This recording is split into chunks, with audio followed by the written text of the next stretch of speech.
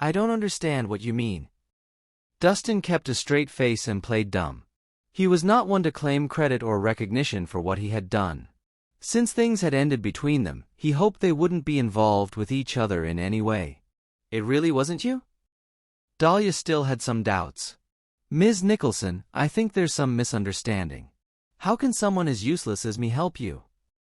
Dustin replied coldly. Maybe I was wrong.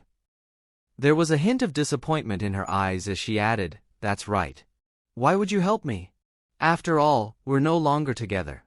Besides, you're not capable of doing so. As you said, I have no money or power. I'm nothing compared to Chris. Is there anything else?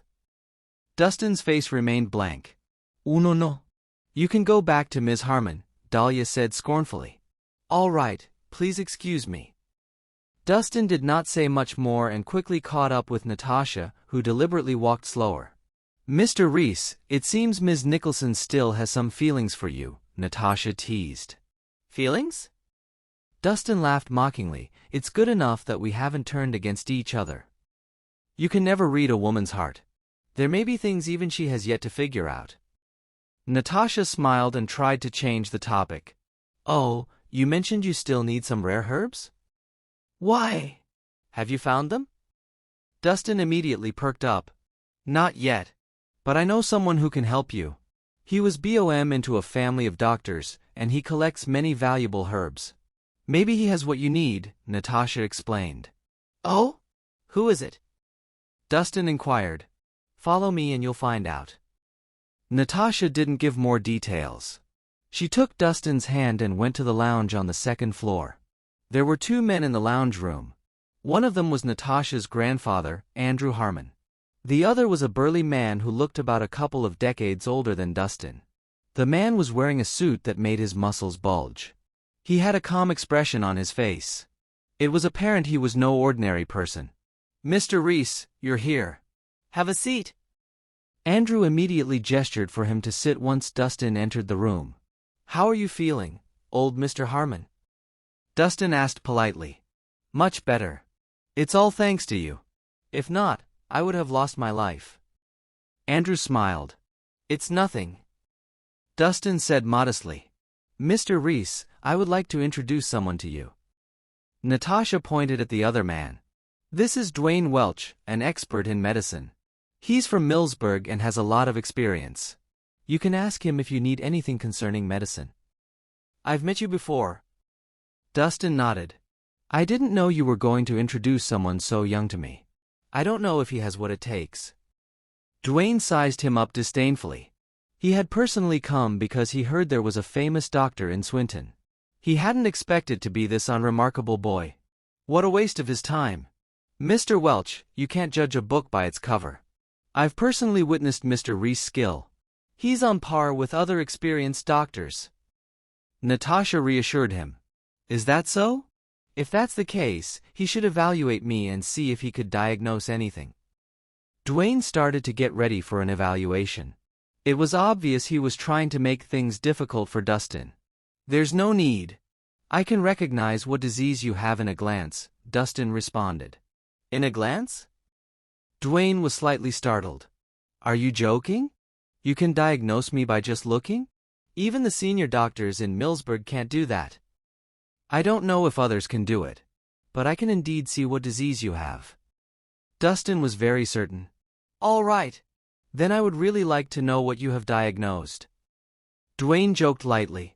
You have a weak pulse, and you often become breathless. Your chest area especially is infected, and in addition to the internal injuries you suffered before, you are now terminally ill. Dustin explained in a breath. Terminally ill? Ah! What nonsense! Dwayne chuckled coldly. Young man, don't you know that I've led an active lifestyle since I was young?